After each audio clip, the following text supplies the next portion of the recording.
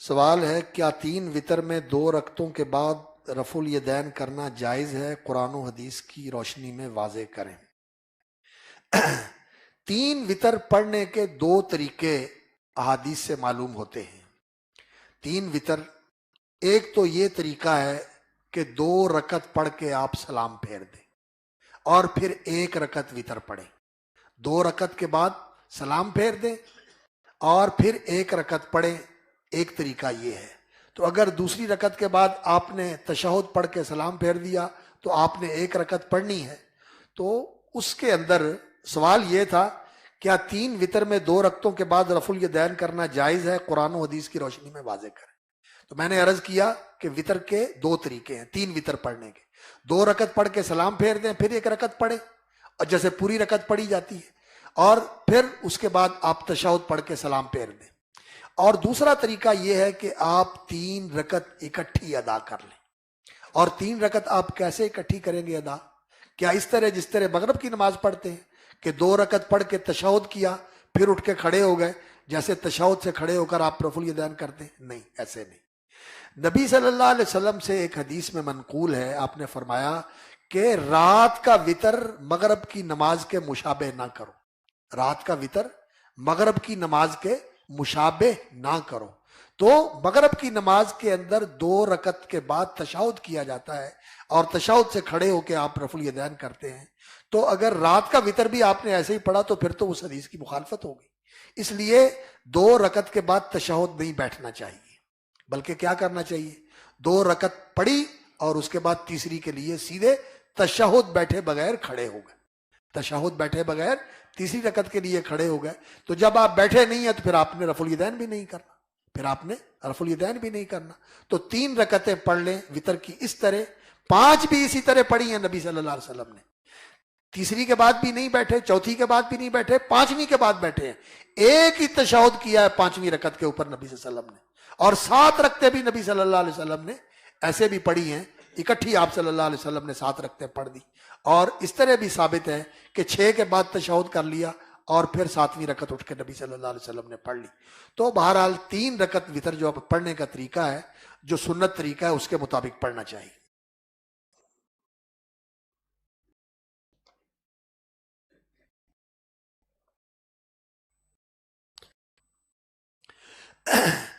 تزکیہ نفس کے حوالے سے جو بہت مؤثر چیز ہے وہ 2 چیزیں ہیں۔ ایک اللہ کا مراقبہ، یہ دھیان کہ میرا اللہ مجھے دیکھ رہا ہے، میں اس سے مخفی نہیں، میرے پاس کوئی اور ہے یا نہیں، میری سوچیں اس کے سامنے۔ ما تخفی الصدور، میرے دل میں جو چھپا ہوا ہے اس سے بھی وہ واقف ہے۔ یعلم خائنۃ الاعین، آنکھوں کی خیانت کو بھی وہ دیکھتا ہے اور جانتا ہے کہ اس کی آنکھ کیا دیکھ رہی ہے اور اس کا دماغ کیا سوچ رہا ہے اور اس کے دل میں کیا منصوبے بن رہے ہیں۔ اللہ تعالیٰ سب کچھ جانتے ہیں۔ تو ایک تو اللہ کا مراقبہ اور استحضار کہ میرا مالک میرے ساتھ ہے اور مجھے دیکھ رہا ہے، اور دوسرا اللہ کا ذکر، قد افلح من تزکا وذکر اسم ربہ، اور اپنے رب کا ذکر کرے، اپنے رب کا ذکر کرے، اس کا نام لے کر اس کی تسبیح کرے، اس کی حمد کرے۔ یہ 2 چیزیں انسان کے تزکیہ نفس کے لیے بڑی مؤثر ہیں، اللہ کا مراقبہ، اللہ کا دھیان، اور اللہ کی یاد، اللہ کا ذکر۔ اور یہاں پوچھا ہے انہوں نے کہ ایک بزرگ نے اسم اعظم یعنی لفظ اللہ کا ورد سانس کے لیے دیتے ہیں، وہ کہتے ہیں کہ لفظ اللہ کو اللہ اللہ، یہ لفظ جو ہے ایسے طریقے سے ادا کرو کہ انسان کے دل کے اوپر اس کا اثر اور انسان کا دل جو ہے وہ دبے، اللہ، اس طرح جو ہے نا وہ پڑھو۔ لیکن رسول اکرم صلی اللہ علیہ وسلم نے جو اذکار سکھائے ہیں ان میں مفرد لفظ کا ذکر، صرف لفظ اللہ کا ذکر، یہ نبی صلی اللہ علیہ وسلم سے ثابت نہیں، اور اس کا معنی بھی نہیں بنتا۔ اللہ کا ذاتی نام ہے، یہ اللہ کا اسم اعظم ہے اور اللہ کا ذاتی نام ہے، لیکن ہمیں جو ذکر سکھایا گیا ہے وہ ہے سبحان اللہ، الحمدللہ، لا الہ الا اللہ، اللہ اکبر۔ اس طرح ذکر کرنا چاہیے جس میں اللہ کی حمد ہو، اللہ کی تسبیح ہو، اس کی الوہیت کا بیان ہو، اس کی کبریائی کا بیان ہو، بامعنی کلمہ ہو. صرف اللہ کہنا یہ نام تو پاکیزہ ہے اور بہت برکت والا اور عظمت والا نام ہے، لیکن ذکر کرنے کے لیے ہمیں جو تعلیم دی گئی ہے وہ اللہ کی تسبیح، اس کی حمد، اس کی تحلیل کے ساتھ اس کا ذکر کرنا چاہیے، یا اللہ رب العزت کو اس نام کے ساتھ پکار کے اس سے دعا کرنی چاہیے. اللہم ربنا آتینا فی الدنیا حسنہ، اللہم ربنا ظلمنا انفسنا. اللہ کو پکار کر پھر اللہ سے دعا کرنی چاہیے.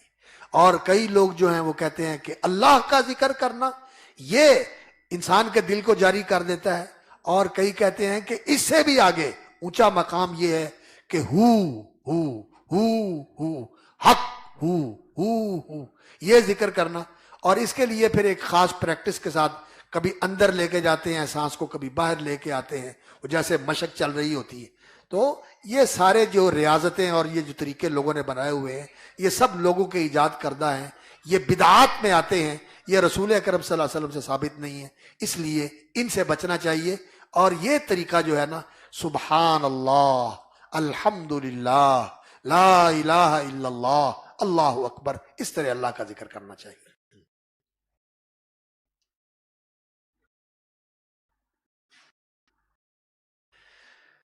کیا نماز میں رکوع و سجود کے دوران ہم دعائیہ کلمات کا اضافہ کر سکتے ہیں؟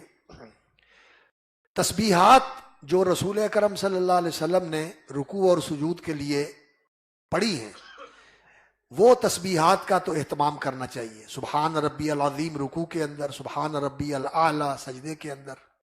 اور جو رسول اکرم صلی اللہ علیہ وسلم سے دعائیں منقول ہیں ان دعاؤں کا اہتمام کرنا چاہیے، وہ سیکھنی چاہیے. نبی صلی اللہ علیہ وسلم رکوع کے اندر، سجود کے اندر سبحانک اللہم و بحمدک اللہم اغفر لی یہ دعا پڑھا کرتے تھے. اللہ کی تسبیح بھی ہے، اللہ کی حمد بھی ہے، اللہ سے استغفار بھی ہے. سبحان ذی الجبروت والملکوت والکبریاء والعظمہ یہ دعا بھی نبی صلی اللہ علیہ وسلم پڑھا کرتے تھے. اور اس کے علاوہ بھی رسول اکرم صلی اللہ علیہ وسلم سے دعائیں منقول ہیں. کوشش کرنی چاہیے، اب وقت نہیں ہے کہ میں وہ ساری دعائیں آپ کے سامنے ذکر کروں، لیکن حسن المسلم کے اندر اور حسن حسین ایک دعاؤں کی بڑی اچھی کتاب ہے جس کا اردو میں بھی ترجمہ ہوا ہے، حسن حسین علامہ جزری رحمۃ اللہ علیہ کی. اس دعا کی اس کتاب کے اندر نماز کی دعائیں ذکر کی ہوئی ہیں اور حدیثوں کے اندر بھی موجود ہیں. تو ان سے حدیث میں سے حدیث کی کتابوں سے دعائیں یاد کر کے اللہم لک رکعت، اللہم لک سجدت اور سجد لک سوادی و خیالی یہ دعائیں جو ہیں پڑھنی چاہیے. اور اس کے علاوہ اگر کوئی انسان کی دعا کی ضرورت ہے تو انسان سجدے میں وہ کر سکتا ہے. سجدے میں دعا کے کلمات جو ہیں وہ اگر انسان کوئی کہنا چاہتا ہے، اپنے لیے کوئی آسانی کی دعا کرنا چاہتا ہے، بخشش کی دعا کرنا چاہتا ہے تو اس میں کوئی حرج نہیں. لیکن رکوع کے اندر دعا کی بجائے زیادہ اللہ کی تعظیم کے کلمات کہنے چاہیے. نبی صلی اللہ علیہ وسلم نے فرمایا ہے رکوع میں اللہ کی تعظیم کرو، سجدے میں دعا کے اندر کوشش کرو، اور جو دعا آپ صلی اللہ علیہ وسلم نے مانگی ہے اس کے علاوہ بھی اگر کوئی مانگنا چاہتا ہے تو کوئی حرج نہیں، مانگ سکتا ہے انسان.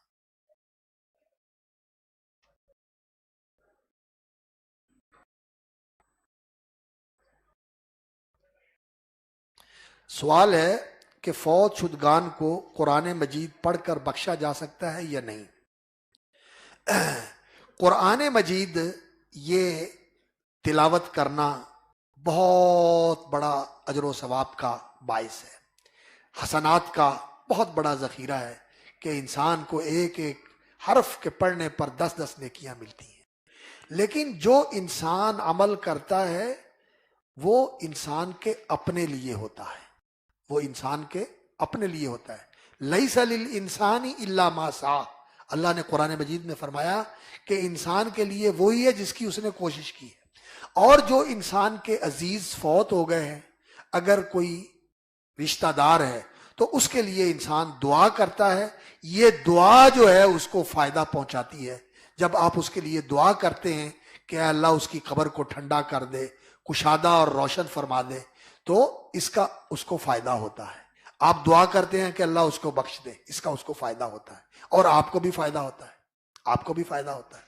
لیکن جو آپ عمل کرتے ہیں اس کے اندر آپ اس کی طرف سے نیابت والا عمل کریں کہ جو اس کی جگہ پر آپ کر رہے ہیں یہ تو ہو سکتا ہے، لیکن اپنا کر کے اس کو دے دیں، یہ اللہ تعالیٰ نے اصول نہیں بنایا۔ اللہ کہتا ہے کہ جو کرتا ہے وہ اپنے لیے کرتا ہے، گناہ بھی اسی کے لیے۔ اب میں گناہ کروں اور گناہ کر کے میں کہوں کہ میں نے قاری صاحب کے کھاتے میں ڈال دیے، ہو جائے گا؟ نہیں نہ ہوگا۔ جو میں نے کیا میرے سر پہ ہے، اور نیکی بھی جو میں نے کی ہے وہ میرے لیے۔ اللہ رب العزت نے قرآن مجید میں یہ اصول بیان فرمایا، لا تزر وازرۃ وزر اخری، کوئی بوجھ اٹھانے والا دوسرے کا بوجھ نہیں اٹھائے گا، ولا تکسب کل نفس الا علیہا، اور جو کو کماتا ہے اسی کے اوپر پڑے گا، اور لیس للانسان الا ما سعی، اور انسان کے لیے وہی ہے جو اس نے خود محنت کی ہے۔ یہ ہے قانون۔ باقی کچھ چیزیں ایسی ہیں جن میں نیابت ہو سکتی ہے کہ اس نے یہ کام نہیں کیا، اس کی جگہ پر آپ کر سکتے ہیں۔ وہ کام کون سے ہیں؟ جن کی شریعت میں اجازت دی گئی ہے۔ مثال کے طور پر روزے ہیں۔ رسول اکرم صلی اللہ علیہ وسلم نے فرمایا جو فوت ہو جائے اور اس کے ذمے روزے تھے وہ نہیں رکھ سکا، اب اس کی جگہ پر اس کا رشتہ دار روزے رکھ دے۔ میرا کوئی عزیز فوت ہو گیا، اس کے ذمے روزے تھے وہ نہیں رکھ سکا، اس کے روزے میں رکھ دوں، یہ جائز ہے، یہ جائز ہے، یہ نیابت ہوگی۔ اب کسی کے ذمے حج تھا لیکن وہ نہیں کر سکا، تو اس کی جگہ پر میں حج کر دوں یا کوئی اس کا عزیز حج کر دے، یہ جائز ہے۔ حج میں نیابت ہو سکتی ہے، روزے میں نیابت ہو سکتی ہے، صدقے میں نیابت ہو سکتی ہے، کسی کی جگہ پر آپ صدقہ کر دیں اس کی طرف سے، یہ ہو سکتا ہے۔ لیکن کسی کی طرف سے آپ کلمہ پڑھ کے مسلمان ہو جائیں کہ وہ اسلام کے بغیر چلا گیا، میں اس کی جگہ کلمہ پڑھ کے اسلام قبول کرتا ہوں، ہو جائے گا؟ نہیں۔ اسلام اپنا ہی اسلام جو ہے نا وہ قبول ہوگا۔ کوئی اس کی جگہ اسلام نہیں قبول کر سکتا، کوئی اس کی جگہ کلمہ نہیں پڑھ سکتا، کوئی اس کی جگہ نماز نہیں پڑھ سکتا۔ زکوٰۃ دی جا سکتی ہے، اس کی ذمہ زکوٰۃ تھی وہ نہیں دے سکا، آپ اس کی زکوٰۃ دے دیں، آپ اس کی نیابت کر سکتے ہیں۔ زکوٰۃ میں کر سکتے ہیں، روزے میں کر سکتے ہیں، حج میں کر سکتے ہیں، عمرے میں کر سکتے ہیں، لیکن قرآن کی تلاوت میں نہیں ہوتی، قرآن کی تلاوت میں نہیں ہوتی۔ یہ زیادہ صحیح بات ہے کہ آپ قرآن پڑھ کے اس کے لیے دعا کر دیں۔ زور، عصر یا عشاء کی نماز میں درود ابراہیمی کتنی دفعہ پڑھنا چاہیے؟ جتنی دفعہ بھی آپ کے پاس موقع ہے، کوئی تعداد مقرر نہیں ہے، ایک دفعہ پڑھ لیں۔ اگر امام نے زیادہ تشہد لمبا کر دیا ہے، دعائیں پڑھ رہا ہے، آپ کو اور دعائیں نہیں آتی، آپ درود شریف پڑھ لیں، 2 دفعہ پڑھ لیں، 3 دفعہ پڑھ لیں، کوئی تعداد مقرر نہیں ہے، لیکن ایک دفعہ تو ضرور پڑھنا چاہیے۔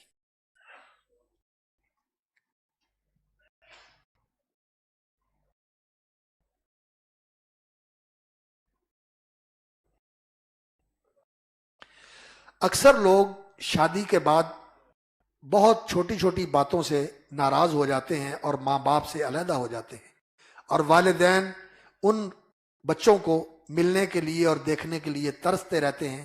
اس کے بارے میں رہنمائی فرمائیں۔ میرے بھائیوں، والدین کا بڑا حق ہے۔ اللہ رب العزت نے والدین کا بڑا حق رکھا ہوا ہے انسان کے اوپر، اور سچی بات یہ ہے کہ انسان ساری زندگی ان کی خدمت کر کے بھی ان کا حق نہیں ادا کر سکتا، نہیں حق ادا کر سکتا۔ اور اللہ اکبر، بیوی بچوں کا بھی حق ہے، بیوی بچوں کا بھی حق ہے، لیکن والدین کا حق زیادہ ہے۔ اور والدین کو بھی یہ چاہیے کہ جن بچوں کی انہوں نے شادی کی ہے اور جس گھر سے وہ بیٹی لے کے آئے ہیں بہو بنا کر، اب اس کے ساتھ وہ احسان والا اور بیٹی والا رویہ اپنائیں۔ ہمارے گھروں میں یہ ہوتا ہے کہ جب لے کے آتے ہیں تو کہتے ہیں کہ بیٹی بنا کے لائے ہیں، اور جب گھر میں آ جاتی ہے تو پھر ہر بات پہ جو ہے نا ٹوکنا اور جھڑکنا اور ناراض ہونا شروع کر دیتے ہیں۔ تو پھر بچیاں بھی ایسی ہوتی ہیں، وہ بھی پھر کہتی ہیں کہ میں کس مصیبت میں پھنس گئی، ماں باپ کے گھر میں تو کبھی کسی نے پوچھا ہی نہیں تھا، اور یہاں ہر چیز کے اندر ہی مداخلت کی جاتی ہے، تو علیحدہ ہو جاتے ہیں۔ ماں باپ کو بھی وسعت ظرفی کا مظاہرہ کرنا چاہیے اور درگزر کا مظاہرہ کرنا چاہیے، جیسے اپنے بچوں سے کرتے ہیں۔ اس کو بھی تو بیٹا بنا کے لائے ہیں نا۔ اور شوہر کو یہ کوشش کرنی چاہیے کہ وہ ماں باپ کی بھی دلداری کرے اور بیوی کا بھی حق ادا کرے اور اس کو بھی راضی رکھے، اور کوشش کرے دونوں کو ساتھ لے کے چلنے کی۔ لیکن اگر ایسی صورت بن جاتی ہے کہ اکٹھے رہنا مشکل ہو جاتا ہے تو علیحدہ رہنے میں کوئی حرج نہیں ہے، لیکن پھر بھی والدین کے پاس جانا، ان کے پاس بیٹھنا اور ان کی خدمت کرنا اور ان کی ضرورت کا لحاظ کرنا یہ انسان کے لیے فرض ہوتا ہے۔ حدیث میں یہ آتا ہے کہ اگر والدین یہ حکم دیں کہ تو اپنا گھر بار چھوڑ دے تو تجھے چھوڑ دینا چاہیے، تجھے چھوڑ دینا چاہیے۔ والدین کا بڑا حق ہے۔ اور یہ جو آج کل ہمارے معاشرے کے اندر چلن ہے، دونوں طرف سے زیادتی ہوتی ہے، والدین کی طرف سے بھی اور بہو کی طرف سے بھی، اور پھر اس کے پیچھے لگ کے میاں کی طرف سے بھی۔ یہ دونوں طرح جو ہے نا ہمارے معاشرے میں زیادتی ہوتی ہے، اور اس کا سبب یہی ہے کہ ہم دینی تعلیم اور دینی جو سیرت سازی ہے، جو تشکیل ہے سیرت اور کردار کی، اس سے دور ہے۔ دین کے مطابق ہمارے اخلاق نہیں ہے۔ اللہ تعالی ہمیں سمجھ دے۔ اور والدین کا نافرمان ہو کر، والدین کو دکھی کر کے جو آدمی الگ ہو جاتا ہے اور اس کے والدین بیچارے ترستے رہتے ہیں، ملتا بھی نہیں ہے، ان کے پاس جاتا بھی نہیں ہے، ان کی دلداری بھی نہیں کرتا، بلکہ اس نے قطع تعلق کر لیا ہے، نبی صلی اللہ علیہ وسلم نے فرمایا یہ جنت میں نہیں جائے گا۔ لا يدخل الجنت عاق، ماں باپ سے قطع تعلقی کرنے والا جنت میں نہیں جائے گا۔ اب یہ عمرے بھی کرتا رہے تب بھی جنت میں نہیں جائے گا، شہید بھی ہو جائے تب بھی نہیں جائے گا۔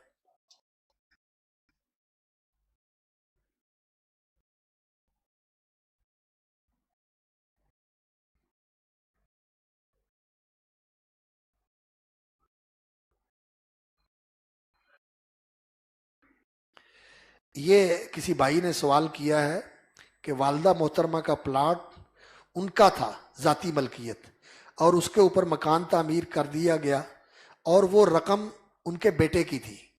پلاٹ والدہ کا تھا اور مکان کے لیے جو رقم تعمیر کے اوپر لگائی وہ ان کے بیٹے کی تھی، اور اس میں کچھ قرض بھی تھا اور کچھ اس کے ذاتی پیسے تھے۔ اب یہ پراپرٹی جب فروخت ہوگی تو اس کی تقسیم کیسے کی جائے گی؟ وہ وراثت میں شامل ہوگا یا نہیں ہوگا؟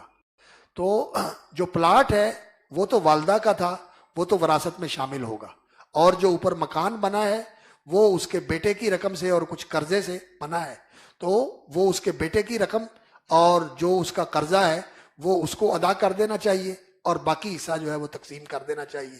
یا اگر وہ سارے کو اس طرح وراثت میں شامل کرنا چاہتے ہیں تو پہلے جو ان کا حق ہے، جو ان کی رقم لگی ہوئی ہے، جو قرضہ ہے وہ ادا کر دیں، جو اس کی رقم لگی ہوئی ہے وہ ادا کر دیں، اور باقی جو ہے نا اس کو وراثت کے طور پر تقسیم کر دیں۔ لیکن جو اس کی رقم لگی ہوئی ہے بیٹے کی اور جو قرضہ ہے وہ سب کی وراثت نہیں ہوگا۔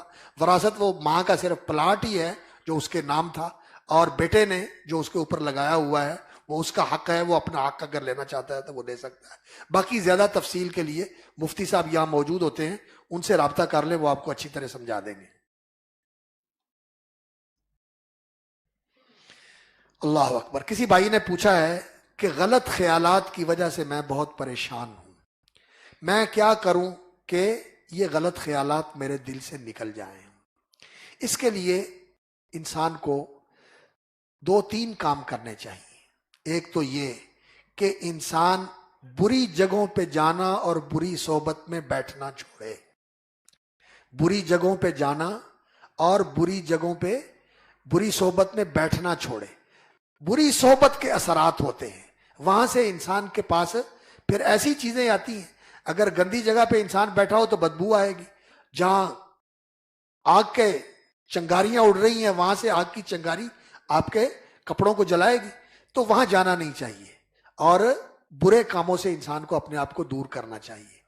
اور دوسرا، انسان کو اللہ رب العزت سے دعا کرنی چاہیے، جیسے میں نے دعا سکھائی، اللہم آتی نفسی تقواہا وزکیہا انت خیر من زکاہا انت ولیہا و مولاہا، یہ دعا بھی کرنی چاہیے، اور لا حول ولا قوت الا باللہ اس کا اہتمام کرنا چاہیے۔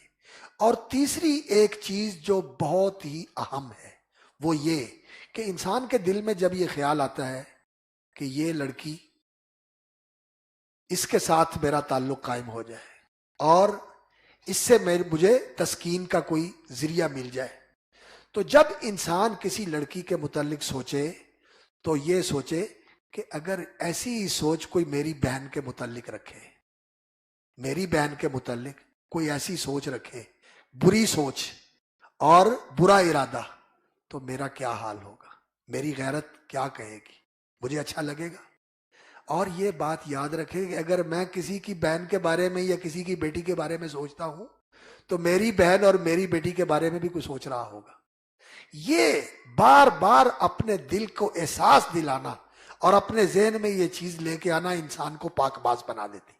آپ جانتے ہیں کہ رسول اکرم صلی اللہ علیہ وسلم کے پاس ایک آدمی آیا تھا اور اس نے کہا یا رسول اللہ میں زنا سے باز نہیں آ سکتا, زنا کی مجھے اجازت دے دیں, مجھے زنا کی اجازت دے دیں, یہ میں نہیں چھوڑ سکتا. تو نبی صلی اللہ علیہ وسلم نے فرمایا اچھا یہ بتاؤ, بیٹھو قریب آ جاؤ. ہاتھ پھیرا اس کے کندھے کے اوپر, سر پہ ہاتھ رکھا اور فرمایا یہ بتاؤ کیا تو یہ پسند کرتا ہے کہ تیری بہن کے ساتھ کوئی زنا کرے؟ کہنے لگا نہیں یہ تو نہیں میں پسند کرتا. تو کیا یہ پسند کرتا ہے تو کہ تیری خالہ کے ساتھ کوئی کرے, تیری پھوپھی کے ساتھ کوئی کرے؟ کہنے لگا یہ تو میں نہیں پسند کرتا. تو فرمایا جس سے تو کرتا ہے وہ کسی کی پھوپھی بھی ہے, کسی کی خالہ بھی ہے, کسی کی بہن بھی ہے. کہتا مجھے سمجھ آ گئی, مجھے سمجھ آ گئی. تو پھر لوگ کہتے ہیں کہ مدینے میں اس نوجوان کی نگاہ کبھی اٹھی نہیں تھی, پاک باز تھا.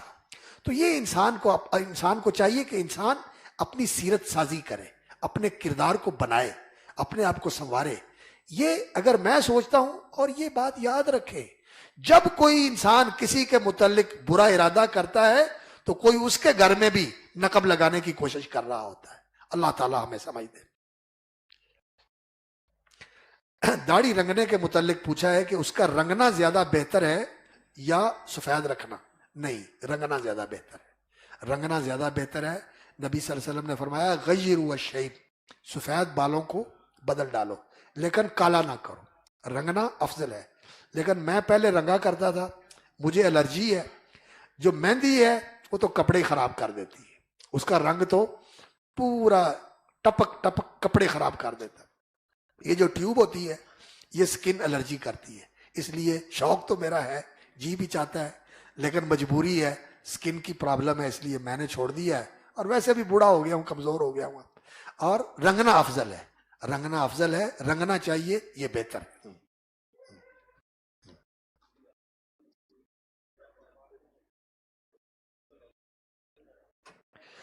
سوال یہ ہے کہ فوت شدگان کی طرف سے قربانی ہونی چاہیے یا نہیں. دوسرا کہ ہم اپنی قربانی میں اس کو شامل کر سکتے ہیں فوت شدگان کو. فوت شدہ کی طرف سے قربانی کرنا, اس میں علماء کا اختلاف ہے. ہمارے بعض علماء تو کہتے ہیں کہ یہ مالی صدقے کی طرح ہی ہے, دوسروں کی طرف سے قربانی کی جا سکتی ہے. اور بعض علماء کہتے ہیں کہ نہیں, قربانی جو ہے وہ زندوں کی طرف سے ہونی چاہیے, فوت شدگان کی طرف سے نہیں. لیکن سعودی عرب کے بھی بڑے علماء اور ہمارے بھی ملک کے بڑے علماء, ان کی اکثریت کا رجحان یہی ہے کہ فوت شدہ کی طرف سے قربانی بھی کی جا سکتی ہے اور اس کو قربانی میں شریک بھی کیا جا سکتا ہے. مثال کے طور پر آپ ایک گائے لے لیتے ہیں اور اس میں ایک حصہ آپ کا ہے, ایک حصہ آپ کی بیوی کا ہے, اور ایک حصہ آپ کی بیٹی کا ہے, اور 2 حصے آپ اپنے ماں باپ کے اور 2 حصے بیوی کے ماں باپ کے آپ اس میں شامل کر لیتے ہیں. کوئی حرج نہیں, اس طرح جائز ہے, کر سکتے ہیں. ہمارے علماء کا اس میں اختلاف ہے, دونوں طرح علماء کا فتویٰ ہے, لیکن جمہور علماء جو ہے وہ اس کے جواز کے قائل ہیں, اہل حدیث علماء, اس لیے اس میں وسعت ہے, کیا جا سکتا ہے.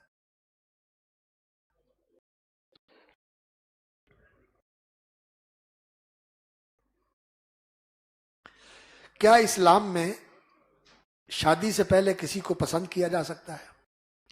اگر انسان کے دل میں یہ بات آ جاتی ہے, کزنز ہیں, ماموں کی بیٹیاں ہیں, چچا کی بیٹیاں ہیں, خالہ کی بیٹیاں ہیں, پھپھو کی بیٹیاں ہیں, تو انسان کے دل میں خاندان کے اندر رہتے ہوئے یہ بات آ جاتی ہے کہ اللہ کرے یہ میرے نکاح میں آ جائے اور میرا اس سے رشتہ قائم ہو جائے. اس طرح کی بات کا دل میں آ جانا کوئی حرج والی بات نہیں, کوئی حرج والی بات نہیں, ٹھیک ہے, اس طرح آ جائے. لیکن اس سے آگے پھر تعلق بنا کر میل جول, بات چیت, ملاقاتیں اور باہر نکلنا اور میسیجنگ اور اس طرح کے تعلق, یہ حرام ہے, یہ حرام ہے. ٹھیک ہے, آپ کے دل میں آ گیا, آپ اللہ سے دعا کر سکتے ہیں کہ یا اللہ یہ چیز مجھے اچھی لگتی ہے تو یہ میری مشکل آسان فرما دے اور میرے لیے راستہ آسان کر دے, کہ ان کے دل میں بھی ڈال دے اور میرے والدین کے دل میں بھی ڈال دے. اور اس خواہش کا اظہار بھی کیا جا سکتا ہے, اس میں بھی کوئی حرج نہیں کہ اپنے والدین سے اظہار کر دیا جائے کہ میری یہ چاہت ہے اور ان کے والدین سے بھی اظہار کر دیا جائے کہ یہ چاہتے ہیں، اور جب تک نکاح نہ ہو اس وقت تک بول چال اور تعلقات ان سے اجتناب کرنا چاہیے۔ اگر پورا ہو جائے تو بہت اچھی بات، اور اگر پورا نہیں ہوا تو پھر جو اللہ رب العزت نے کر دیا اسی میں اللہ سے خیر اور برکت کی دعا مانگے کہ یا اللہ اسی کو میرے لیے مبارک بنا دے، اور وہ جہاں چلی گئی ہے اپنے گھر کے اندر وہ سکون اطمینان کے ساتھ رہے۔ پھر اس کا پیچھا کرنا اور پھر اس کو وہاں سے اکھاڑ کر ادھر لانے کی کوشش کرنا یا اور طریقے اختیار کرنا، یہ حرام ہے اور یہ ناجائز ہے۔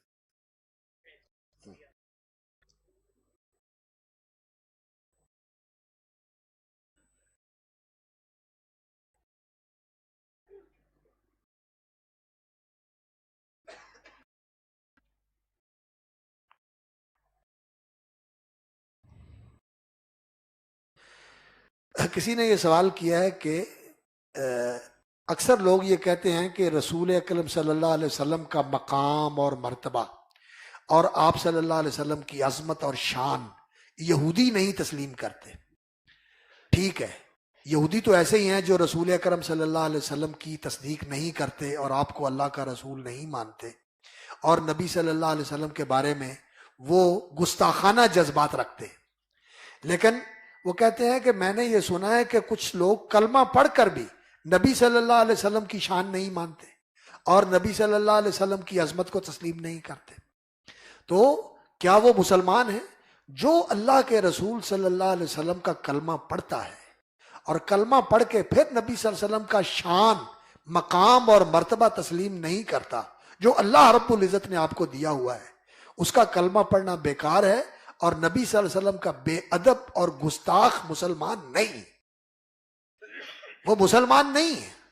اور باقی کچھ لوگ یہ کہتے ہیں کہ یہ اہل حدیث اور جو توحید کی بات کرتے ہیں، نعوذ باللہ، یہ نبی صلی اللہ علیہ وسلم کے گستاخ ہیں اور نبی صلی اللہ علیہ وسلم کی شان نہیں مانتے۔ یہ بہت بڑا بہتان ہے اور بہت بڑا جھوٹ ہے اور بہت بڑی تہمت ہے جو اہل حدیث کے اوپر یہ لوگ لگاتے ہیں کہ نعوذ باللہ یہ رسول اکرم صلی اللہ علیہ وسلم کی شان اور عظمت کو تسلیم نہیں کرتے۔ ابھی آپ نے میں سنا نفاق میں نے کیا بتایا، سارے نفاق کا تعلق ہی رسول اکرم صلی اللہ علیہ وسلم کی ذات کے ساتھ ہے۔ نبی صلی اللہ علیہ وسلم کو سچا نہ ماننا، آپ کے دین کو سچا نہ ماننا، آپ کے مقام اور مرتبے کو سچ نہ ماننا، نبی صلی اللہ علیہ وسلم سے بغض رکھنا، نبی صلی اللہ علیہ وسلم کے دین اور شریعت سے بغض رکھنا، نبی صلی اللہ علیہ وسلم کی عظمت سے ناخوش ہونا، اور نبی صلی اللہ علیہ وسلم کی نعوذ باللہ اگر کوئی پریشانی آئی اس سے خوش ہونا، یہ چیزیں تو منافقوں کی علامت ہیں۔ ایسا بندہ منافق ہوتا ہے، مسلمان نہیں ہوتا۔ اور الحمدللہ اہل حدیث جو ہیں وہ ایسے نہیں ہیں۔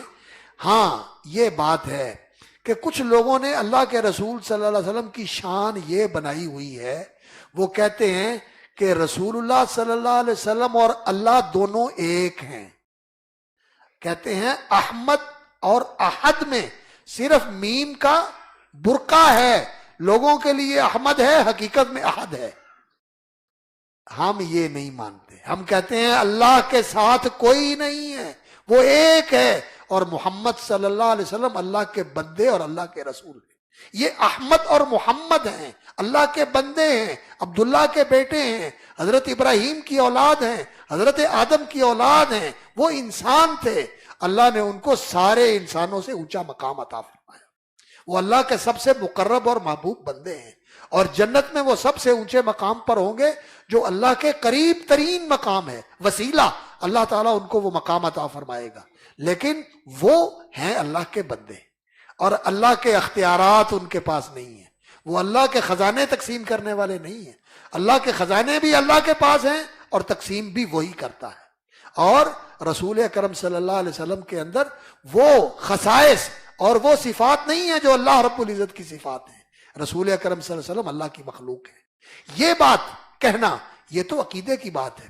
اور یہاں ایک بڑی نکتے کی بات میں آپ کو بتاؤں کہ جو رسول اکرم صلی اللہ علیہ وسلم کا مقام اور مرتبہ حقیقت میں ہے کہ وہ اللہ کے رسول ہیں، اللہ نہیں ہے، اور وہ عالم الغیب نہیں ہے، عالم الغیب اللہ ہے، اور ساری کائنات کے اختیارات ان کے ہاتھ میں نہیں ہیں، وہ اللہ کے ہاتھ میں ہے۔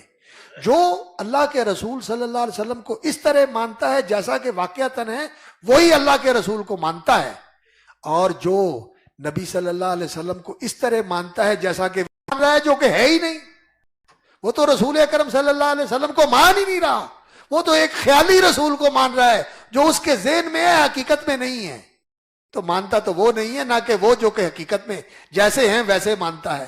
بس انسان کو شیطان ایسا دھوکہ اور ایسا بہکاوا دیتا ہے اور ایسی پٹخنی دیتا ہے کہ وہ ساری عمر اندھیرے کے اندر اور ناچیز کے اوپر جیتا رہتا ہے اور اسی کے اوپر لگا رہتا ہے، اور جب آنکھ کھلے گی تو پتہ چلے گا یہ تو سراب تھا اور یہ تو اندھیرا تھا، اس میں کچھ بھی نہیں تھا۔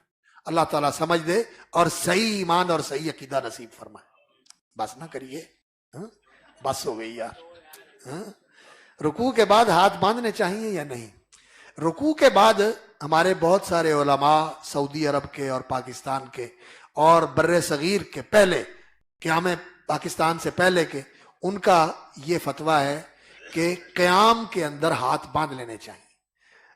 رکوع سے پہلے بھی قیام ہوتا ہے، رکوع کے بعد بھی قیام ہوتا ہے، تو رکوع میں ہاتھ باندھ لینے چاہیے۔ لیکن کچھ علماء کا یہ کہنا ہے کہ رسول اکرم صلی اللہ علیہ وسلم کی نماز کی تفصیل صحابہ نے بیان فرمائی ہے کہ نبی صلی اللہ علیہ وسلم رفع الیدین کرتے تھے، کیسے کرتے تھے؟ ایسے کرتے تھے، ایسے کرتے تھے، اور اس طرح کرتے تھے، ہاتھ ایسے بھی نہیں ہوتا تھا اور ایسے بھی نہیں ہوتا تھا، ایسے کھلا، تھوڑی تھوڑی انگلیاں کھلی ہوتی تھی، تفصیل بیان فرمائی۔ پھر ہاتھ باندھ لیتے تھے، کیسے باندھتے تھے؟ ایسے باندھتے تھے، ایسے باندھتے تھے، کہاں رکھتے تھے؟ یہ بھی بیان کیا۔ پھر رکوع کا بیان کیا، رکوع میں ہاتھ کہاں رکھتے تھے؟ یہ بھی بیان کیا۔ رکوع میں رفع الیدین کرتے تھے، پھر یہ بھی بیان کیا۔ اب یہ نہیں بیان کیا کہ رکوع کے بعد پھر باندھ لیے، یہ کسی حدیث میں نہیں آتا، یہ کسی حدیث میں نہیں آتا۔ تو کہتے ہیں یہاں اس سے خاموشی اختیار کی، اور امت کی اکثریت جو ہے وہ کیا کرتی ہے؟ رکوع کے بعد ہاتھ چھوڑ دیتی۔ تو نبی صلی اللہ علیہ وسلم کے صحابہ نے جہاں تفصیل بیان کی، قیام کے اندر ہاتھ باندھنے کی تفصیل بیان کی، رکوع کے بعد بیان نہیں کی۔ اور رسول اکرم صلی اللہ علیہ وسلم کے امت کے اندر بھی اکثر لوگوں کا عمل اسی کے اوپر ہے، اس لیے یہی بہتر ہے کہ ایسا کر لیا جائے۔ لیکن ان حضرات کا یہ کہنا ہے کہ جب قیام میں ہوتے تھے تو نبی صلی اللہ علیہ وسلم ہاتھ باندھتے تھے، تو وہ بھی قیام ہے اس لیے وہاں بھی باندھنے چاہیے۔ تو میں کہتا ہوں کہ جس کا جی چاہتا ہے وہ باندھ لے اور جس کا جی چاہتا ہے نہ باندھے، اس میں زیادہ الجھنا نہیں چاہیے۔ جو باندھتا ہے وہ بھی سنت سمجھ کر باندھتا ہے، اور جو نہیں باندھتا وہ بھی سنت سمجھ کر نہیں باندھتا، اور دونوں کے لیے گنجائش موجود ہے۔ دلائل ذکر کیے ہوئے علماء نے اور امت کا عمل بھی موجود ہے، اس لیے ان چیزوں کے اوپر آپس میں زیادہ شدت کے ساتھ اختلاف نہیں کرنا چاہیے، رواداری برتنی چاہیے۔ ہمارے بزرگوں میں تھے حضرت شاہ بدیع الدین صاحب راشدی رحمۃ اللہ علیہ، شیخ عبداللہ ناصر صاحب کے بھی استاذ تھے، ہمارے بھی بزرگ تھے، تو وہ ہاتھ باندھا کرتے تھے، انہوں نے کتابیں بھی اس موضوع پر لکھی، لیکن ہم ان کے ساتھ سفر میں بھی حضر میں بھی کھوتے تھے، انہوں نے ہمیں کبھی نہیں کہا کہ آپ باندھو، اور ہم نے ان کو دیکھا کہ وہ باندھتے تھے اور ہم نے نہیں باندھے۔ تو اس میں وسعت ہے، جیسے آپ کا اطمینان ہے اور آپ کو اچھا لگتا ہے اور آپ کو اس میں زیادہ خشوع محسوس ہوتا ہے، اس طرح آپ کر لیا کریں۔ سبحان ربک رب العزت عما یصفون وسلام علی المرسلین والحمد للہ رب العالمین۔